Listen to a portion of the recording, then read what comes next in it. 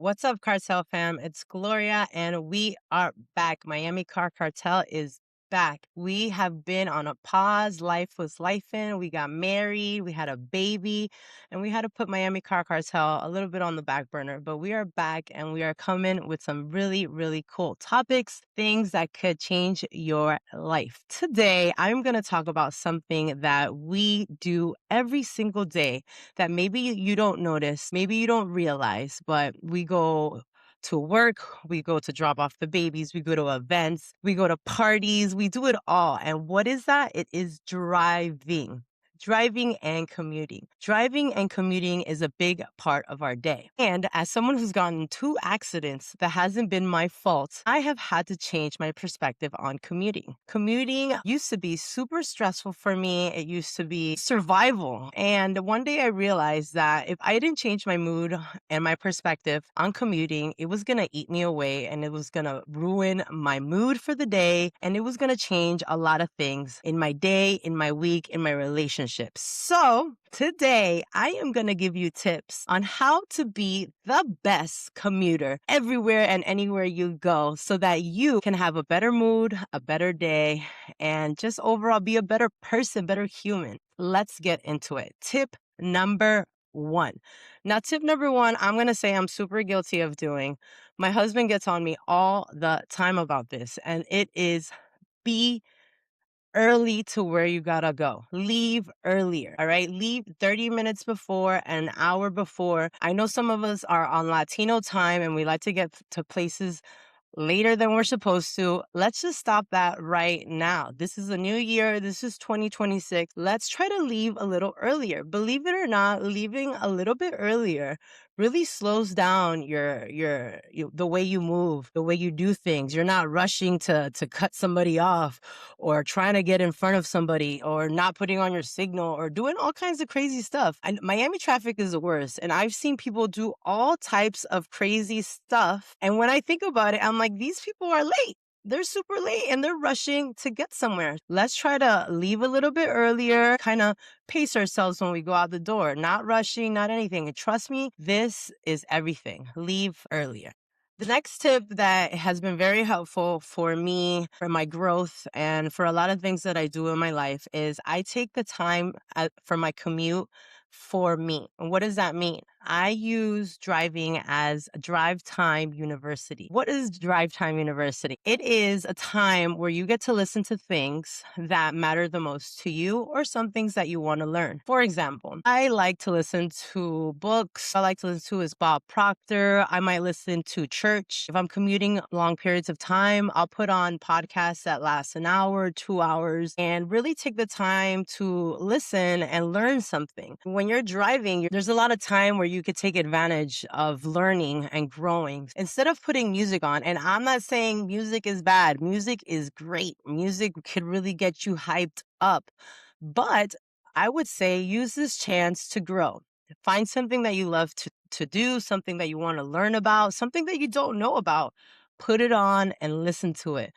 Make this about you. Make this something positive. And I believe that's going to change how you're driving, how you feel, and you're going to learn something. So by the time you're done reaching your destination, you just learned something that you didn't know before. And that is a win. Tip number two, drive time university. Audio, podcast, anything that's positive, put it into your ears so that you could have it in your mind and then you could relax a little bit more. Tip number three is don't take traffic personally. Now, if you've ever been to Miami, Miami traffic is the worst, the worst. I've been in 2 car accidents. I've got rear-ended. I just been at a stoplight and I got hurt. I see all types of stuff going on. People are on fire in Miami streets. What I would recommend is if you see somebody that's out of control, just get out their way. If you see someone that wants to cut you off, let them cut you off. If you if you just see anything that's gonna harm you or anything that's just looks crazy, just stay away from them. Don't get upset. There's people that are rushing, there's people that don't have patience. You are not that person. You have a different perspective on commuting. You have changed your minds. Basically, try to have a positive mindset when you get out there. Let people pass by, let people get in front of you, stop when someone's walking. There's so many instances that you yourself could lead and be an example for those people and show them what kindness and positiveness is about. You don't need to be angry. You don't need to be screaming at people. You don't need to get out your car. You just let those people be. Let them do what they got to do, and you just be in a positive state of mind always. And my very last tip number 4 is check your freaking car. All right. If you can't check it, ask some of your friends, go to a mechanic, make sure your car is in optimal condition before you get out the house. I know for me, I could be a passenger princess. My husband does a lot of the driving. And when I go out to drive, my husband makes sure that my tires are filled. I have gas most of the time that I have gas in my car, that the AC is working. I have a baby. I have to make sure that everything in my car is in optimal condition. You don't want to get on the road and then your car breaks down, something happens which you could have avoided. And in one of the podcasts that I listened to by Jordan Peterson, he said that suffering is inevitable. Something's gonna happen when we're out driving. Why not avoid it if we can? Check your tires, check your windows, check your mirrors before you go. It takes less than 5 minutes to do this.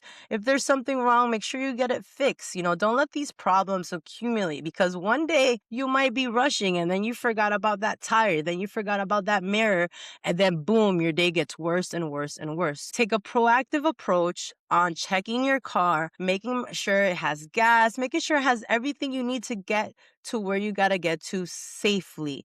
Getting in your car isn't about, I know that some of us have cars to show out or show off and do car shows, but most of us have a car to get to where we are going, to get to work, to get to daycare, to get to do the things that we need to do in life. Let's make sure we get there safely by checking our car and making sure that our car is running at the most best condition that it can. We have another video, and I'll plug it in, that you could check on how to check your car. Make sure you watch that. And that's pretty much all right, guys. That's personally all the tips that I could think of. My husband wants to make another video on his tips on how to get around. I'm a stay-at-home wife. My husband does a different routine than I, so he might offer you a different perspective. I hope that you found this video useful. I know that it took me quite some time to change my personality, change my perspective, change the way I was moving around the city just for me, because I was going around being angry, mad, cursing people out. Like, I don't want to live that way. I want to live in a positive, happy state of mind at all times, because it reflects in everything that I do. I hope that you take these tips and you put them into play into your own life. And I promise you, you're going to feel different. You're going to come out different to the world, and you're going to have the best commuting experience ever. If you have any other tips that you want to share with me, share them down there. Let me know. I want to read those comments, and I love you guys. And until the next one, got some cool ones coming up. Peace.